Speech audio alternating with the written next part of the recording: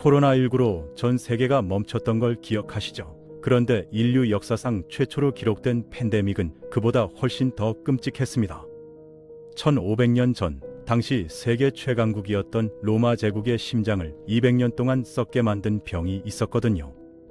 기록에 따르면 하루에 수천 명씩 죽어나가고 시체를 쌓아둘 곳조차 없어서 건물 지붕을 뜯어내고 그 안을 시신으로 채웠다고 합니다.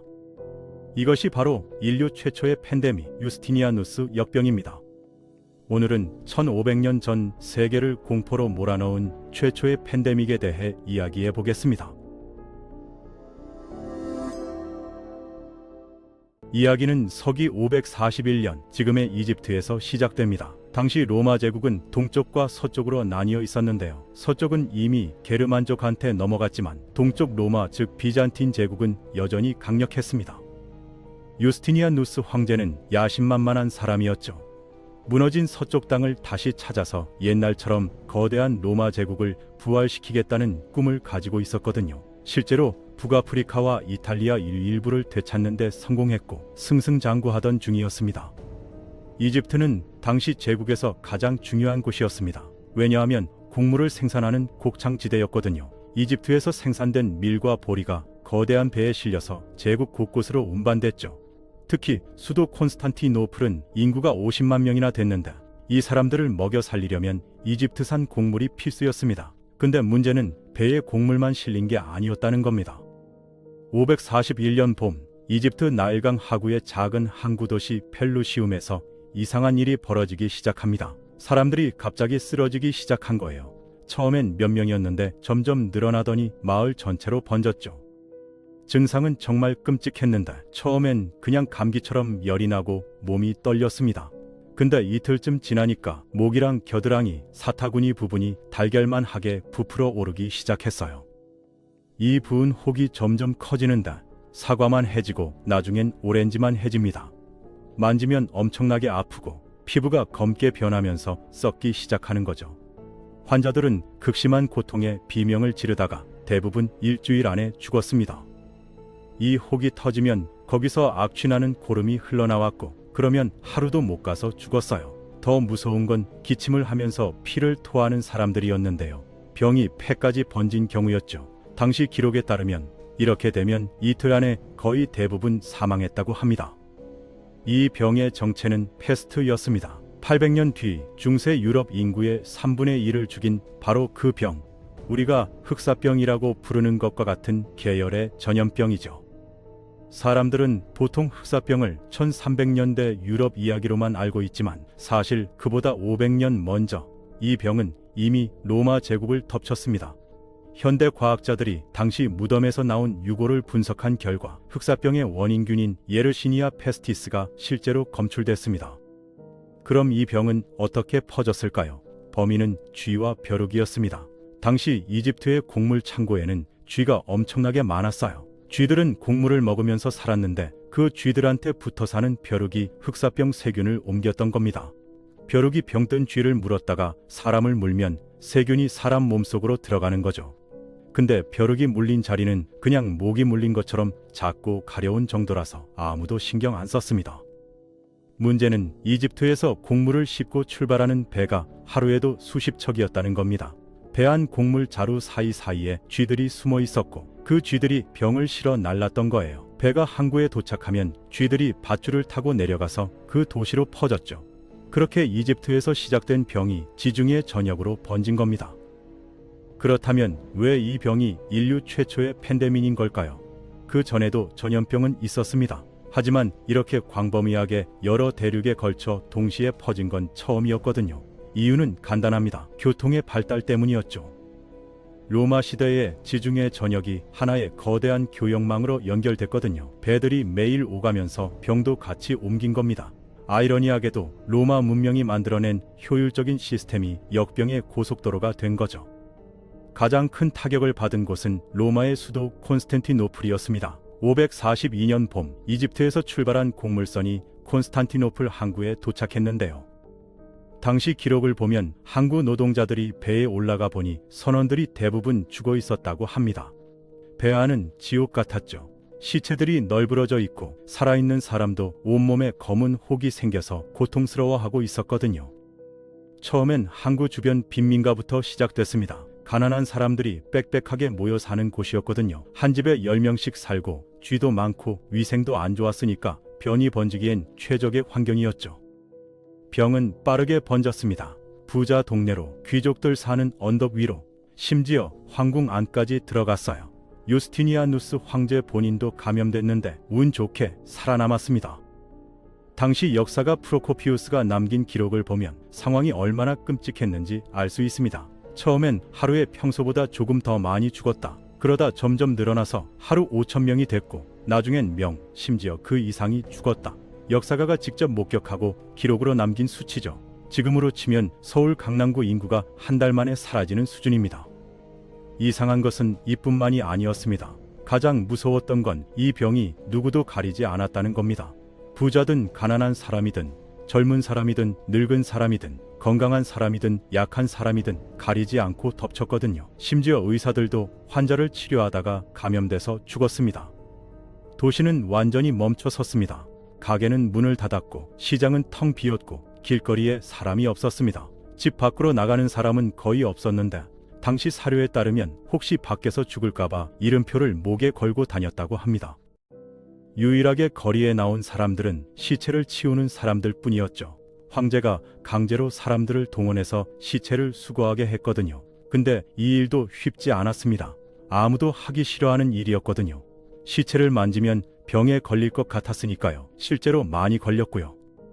그래서 황제가 엄청난 돈을 줬습니다. 기록에 따르면 하루 일당이 금화 10개였다고 하는데요. 지금으로 치면 하루에 500만 원 받는 거죠. 그래도 지원자가 부족했습니다. 문제는 죽은 사람이 너무 많아서 묻을 곳이 없다는 거였습니다. 처음엔 묘지에 묻었는데 금방 자리가 다 찼어요. 콘스탄티노플에는 전통적인 묘지가 도시 밖에 몇 군데 있었는데 보통은 몇십 년은 쓸 수 있는 공간이었거든요. 근데 일주일 만에 꽉 찼습니다. 그래서 옛날 무덤을 파헤쳐서 거기다 또 묻었어요. 그것도 모자라서 땅을 파서 거대한 구덩이를 만들기 시작했습니다. 축구장만 한 구덩이를 파서 거기에 시체를 던져 넣는 거예요. 수백 구씩 쌓아서 흙으로 덮었는데 너무 급하게 묻다 보니까 제대로 안 묻힌 시체도 많았습니다. 심지어 당시 기록을 보면 성벽 망루의 지붕을 뜯어내고 그 안을 시신으로 가득 채웠다는 내용도 있습니다. 콘스탄티노플 성벽에는 망루가 수십 개 있었는데 높이가 20m 정도 되는 큰 건물이거든요. 한 망루에 수백 구씩 들어갔다고 해요. 문제는 이뿐만이 아니었습니다. 이집트에서 곡물을 실어 나르던 배들이 멈췄거든요. 배에 탄 사람들이 다 죽으니까 배가 올 수가 없었던 거죠. 설령 배가 도착해도 항구에서 곡물을 내리고 운반할 사람이 없었습니다.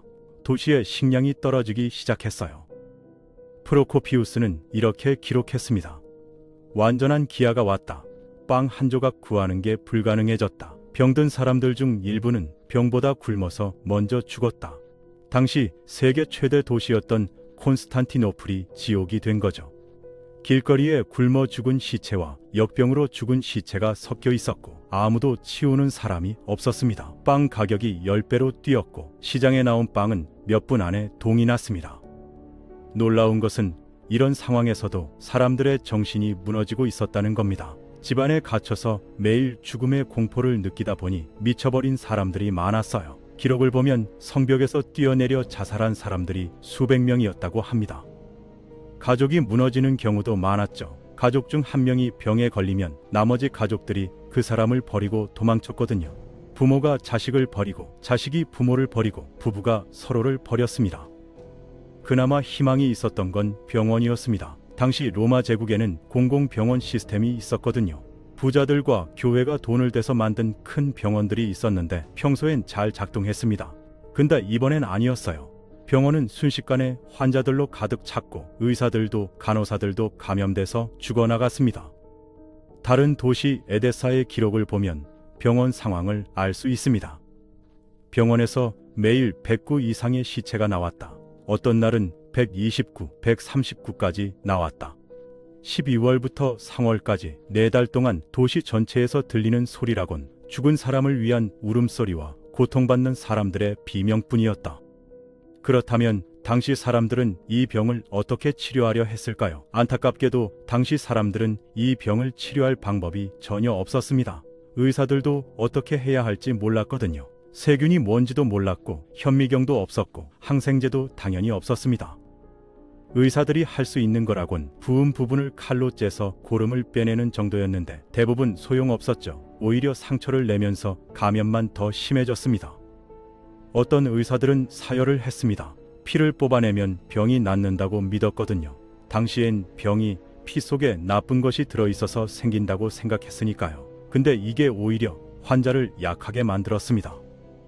약초를 쓰는 사람들도 많았어요. 마늘이나 양파를 먹으면 병이 낫는다는 소문이 돌았거든요. 실제로 마늘 가격이 100배로 뛰었다는 기록이 있습니다. 근데 당연히 효과는 없었죠.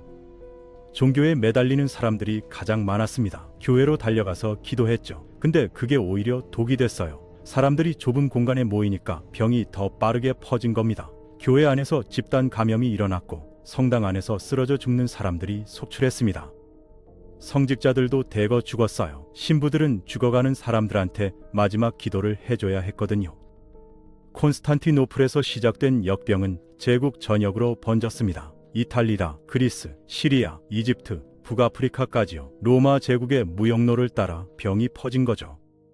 알렉산드리아는 이집트 최대 항구 도시였는데 여기가 가장 먼저 무너졌습니다. 항구에서 일하던 노동자들이 가장 먼저 감염됐거든요. 일부 기록에 따르면 항구 노동자 중 90%가 죽었다고 하는데요. 항구가 마비되니까 무역이 완전히 멈췄습니다.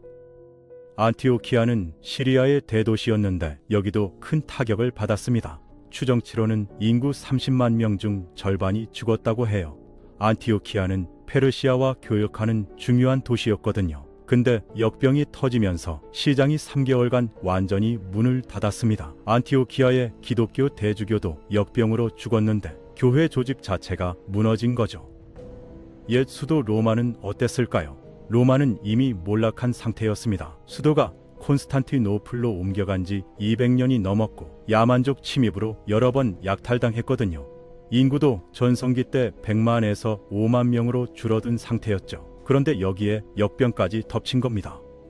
사료에 따르면 로마 인구는 3만 명으로 더 줄어들었다고 해요. 콜로세움이나 포럼 같은 거대한 건축물들은 유지할 수가 없었습니다. 농촌 지역은 어땠을까요? 농촌은 도시보다 피해가 덜했습니다. 사람들이 흩어져 살았으니까 전염이 느렸던 거죠. 근데 문제는 농사를 지을 수가 없다는 거였어요. 농민들도 많이 죽었지만 더 큰 문제는 도시로 곡물을 팔 수가 없다는 거였습니다. 그래서 농민들이 밭을 버렸어요. 넓은 밭이 황무지로 변했고 몇 년 사이에 경작지의 상당 부분이 잡초밭이 됐다는 기록이 있습니다. 군대는 어땠을까요? 유스티니아누스의 최고 장군 벨리사리우스는 이탈리아에서 동고트족과 싸우고 있었습니다. 3만 명의 정예 병력을 이끌고 밀라노를 포위했는데 바로 그때 역병이 터진 거예요. 병사들이 집단 생활을 하니까 병영에서 집단 감염이 일어났습니다. 일부 역사가들의 기록을 보면 한 달 만에 병사 3만 명 중 2만 명이 죽었다고 하는데요. 벨리사리우스는 어쩔 수 없이 포위를 풀고 철수해야 했습니다. 북아프리카에 주둔하던 로마군도 마찬가지였습니다. 카르타고 기지에서 집단 감염이 일어났는데 보급로가 끊기면서 고립됐어요. 이집트에서 오던 식량 보급선이 끊긴 거죠. 굶주린 병사들은 제대로 싸울 수도 없었고 베르베르족이 반란을 일으켰을 때 진압하지 못했습니다. 흥미로운 건 동방 국경 상황입니다. 로마의 숙적 페르시아 제국도 같은 시기에 역병을 겪고 있었거든요. 페르시아 수도 크테시폰도 인구의 상당수가 죽었다는 기록이 있습니다. 페르시아 황제 호스로 1세도 병에 걸렸다가 운 좋게 살아남았고요. 양국 모두 너무 약해져서 전쟁을 할 수가 없었습니다. 그래서 평화협정을 맺었어요. 30년간 서로 안 싸우기로 한 거죠. 이게 역사적으로 중요합니다. 왜냐하면 로마와 페르시아 둘 다 약해진 상태로 100년을 보냈거든요. 그 사이에 아라비아 반도에서 이슬람 제국이 등장했고 약해진 두 제국을 차례로 정복했습니다. 만약 역병이 없었다면 역사는 완전히 달라졌을지도 모릅니다. 경제는 어떻게 됐을까요? 화폐를 만드는 조폐소가 문을 닫았어요. 금화나 은화를 만드는 기술자들이 죽었거든요. 새 동전이 안 나오니까 경제 활동이 마비됐습니다. 사람들은 물물 교환으로 돌아갔어요. 일부 학자들에 따르면 지중해 무역도 70%나 줄어들었다고 합니다. 배가 안 다니니까요. 노동력 부족으로 임금이 폭등했습니다. 일할 사람이 없으니까 임금을 엄청 많이 줘야 사람을 구할 수 있었거든요. 평소에 하루 일당이 동전 하나였다면 역병 후엔 동전 5개를 줘도 사람을 못 구했어요. 노예 가격도 10배로 뛰었고요. 근데 아이러니하게도 토지 가격은 폭락했습니다. 땅이 있어도 경작할 사람이 없으니까 쓸모가 없었던 거죠. 도시 인프라도 붕괴됐습니다. 수도 시설을 유지할 기술자가 없어서 물이 끊겼고 목욕탕들이 문을 닫았습니다. 로마인들은 목욕을 정말 좋아했는데 목욕탕이 없어진 거예요. 극장도 폐쇄됐고 도로 보수도 중단됐습니다. 그런데 더 무서운 사실이 있습니다. 이 병이 한 번으로 끝나지 않았다는 거예요. 542년에 처음 터진 후 10년에서 15년 간격으로 계속 재발했거든요. 558년에 두 번째로 터졌는데 콘스탄티노플이 또 큰 타격을 받았습니다. 573년에 세 번째, 588년에 네 번째요. 이렇게 총 250년 동안 반복적으로 발생했습니다. 왜 계속 재발했을까요? 쥐들 때문이었습니다. 쥐 집단에 이 세균이 계속 남아 있었거든요. 평소엔 쥐들 사이에서만 돌다가 쥐가 갑자기 많이 늘어나면 대유행이 터지면서 인간한테도 넘어온 겁니다. 당시 사람들은 이걸 몰랐으니까 대응할 방법이 없었죠. 쥐를 잡아야 한다는 생각조차 못했으니까요. 매번 재발할 때마다 새로운 세대가 희생됐습니다.